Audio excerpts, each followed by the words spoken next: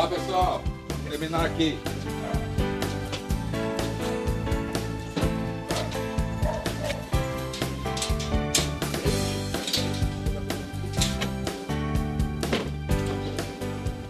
Tá tudo pronto?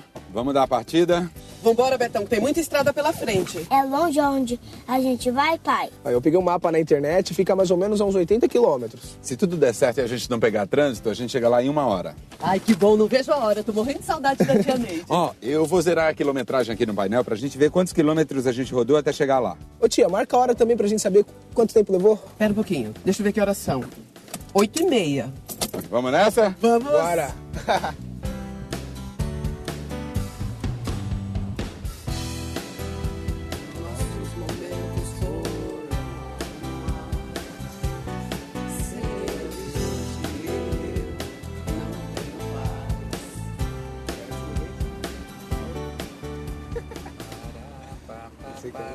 Olha, tio, 23. Essa é a marcação da estrada, Gabriel.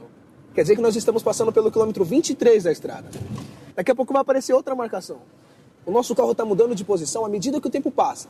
Se a gente juntar todas essas posições do carro, nós vamos ter a trajetória dele. O caminho que ele faz. É, tia, por exemplo, quando a senhora anda numa praia, a senhora não deixa pegadas na areia? Sim. Se a senhora conseguir juntar todas essas pegadas, vai conseguir traçar sua trajetória pela areia. Ou quando passamos de bicicleta numa rua com lama, não fica a marca do pneu por toda a lama? Fica. Então isso é a trajetória. Movimento depende de um ponto de referência. Ai, Victor, como assim? Movimento é movimento. Ué, depende de onde a senhora está olhando. Você aí sentada no banco do carro, tá parada ou tá em movimento em relação a mim, ao tio e ao resto do carro? Parada. E pra quem tá olhando o carro de fora, a senhora tá parada ou tá em movimento? Tô em movimento junto com o carro. Percebeu? Ó, quer outro exemplo? Tá vendo essa placa aqui, ó, que a gente vai passar agora? Não parece que ela tá indo pra bem longe? Sim. Mas ela tá parada. Então, quando a gente falar em movimento, a gente tem que pensar que para ele acontecer, tem sempre que estar em relação a alguém ou alguma coisa. Viu, Betão? Estamos em movimento, Maria Rita. Eu tenho que prestar atenção na estrada. Olha, outra placa. 80 quilômetros por hora. Essa placa está dizendo que a minha velocidade máxima nessa estrada é 80 quilômetros. Eu não posso ultrapassar esse limite, entendeu? E eu, filho, eu tô de olho aqui no velocímetro, porque sem querer seu pai pode ultrapassar, né? E é perigoso.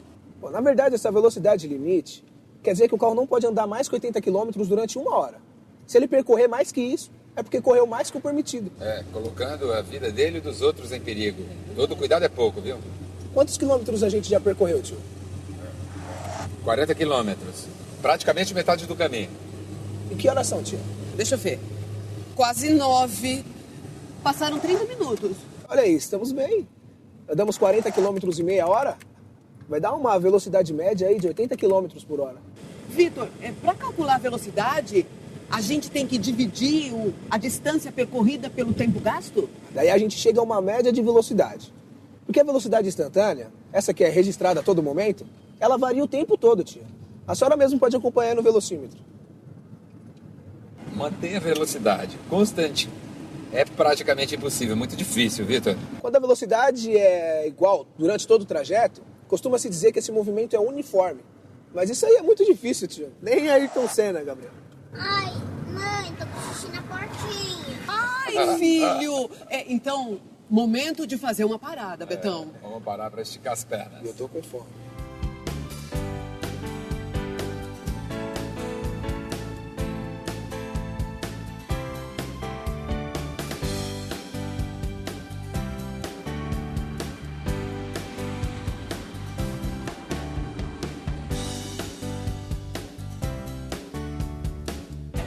Tem uma coisa que eu não entendi nesse negócio de velocidade. Por exemplo, a gente não vai ficar parado aqui por mais ou menos uns 10 minutos? Isso não vai alterar o cálculo da velocidade média? Com certeza, tio. Quanto mais tempo parado, menor vai ser a velocidade média, porque a distância é a mesma. A gente tem como medir essa variação de velocidade com a aceleração média. Aceleração média. Aceleração média é a variação da velocidade pelo tempo gasto. Se a gente está numa velocidade de 40 km por hora e a gente passa dessa velocidade a 60 km por hora em meia hora, a gente vai ter uma aceleração média de 60 menos 40, vai dar 20 km por hora. dividido por meia hora, dá uma aceleração média de 40 km por hora ao quadrado. Isso quer dizer que a gente foi mudando de velocidade numa aceleração média de 40 km por hora ao quadrado. Mas como é que muda assim de velocidade? Para aumentar ou reduzir uma velocidade, a gente sempre tem que aplicar uma força. No caso do carro, por exemplo, a gente acelera, breca. Para começar a operar um movimento, vai ser sempre necessário o uso de uma força. Quanto maior for a força, maior a alteração do movimento. E quando a gente muda o carro, vira para a esquerda, para a direita ou numa curva acentuada? Também precisa de força, tio. Quer ver? Presta o carro aqui, Gabriel. Que coisa. É fácil de entender. Você está indo nesse sentido, nessa direção. Pera um pouquinho, Vitor. Direção e sentido não é a mesma coisa? Calma que eu vou explicar, tio. Para saber a direção, a gente tem que ter uma linha de referência. Esse carrinho, por exemplo, está indo na sua direção. Agora, se eu aplico uma força nele e viro à direita, como se fosse pegar uma transversal, por exemplo, eu estou mudando a direção do movimento. Forma-se um ângulo em relação à direção anterior do carrinho. Mas e o sentido? Sentido tem a ver com a posição do carro, de onde ele vem para onde ele vai. Numa rua, por exemplo, tio, presta o carro aqui, Gabriel. O senhor pode estar na mesma direção que o outro carro, mas em sentidos opostos. Olha, um está indo no sentido da tia, o outro no meu sentido. Por isso, quando se fala em aceleração e força, tem sempre 3 informações. Um valor numérico, que é a intensidade da força que está sendo aplicada, a direção e o sentido. Agora entendi tudo, direitinho. Então, vamos lá continuar a viagem, pessoal, que a gente precisa continuar no nosso sentido. Boa, verdade.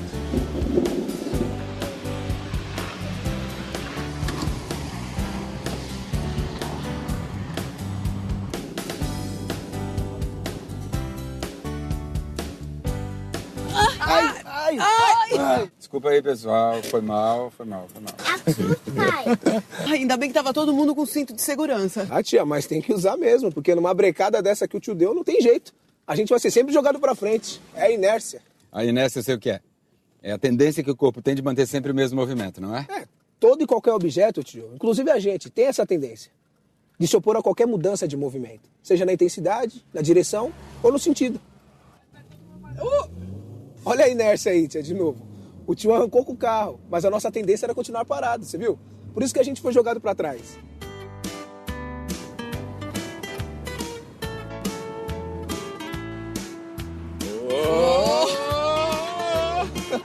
Olha a inércia aí de novo, tia. É estranho, a gente tem uma sensação de que tá sendo jogado pra fora. Sentiu? Essa é a inércia, tia. Ela faz com que a gente tenda a manter o mesmo sentido e direção de antes, que era em linha reta. Eu nunca tinha pensado nisso antes. Mas pode reparar, porque a inércia acontece toda hora, viu, tia?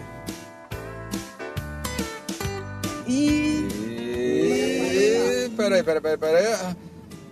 Acho que agora o nosso problema é outro, gente. O que foi? Quebrou?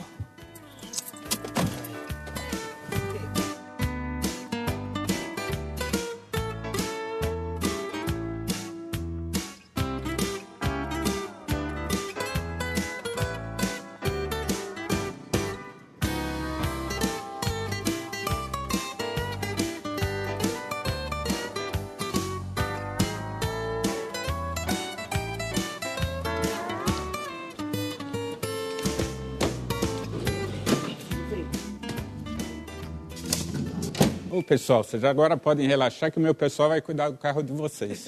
O carro começou a dar uns solavancos, daí ele começou a parar e de repente pifou. E foi justo na hora que eu tava tentando entender o que é inércia. Você conseguiu? Olha, pra ser franca, eu senti a inércia.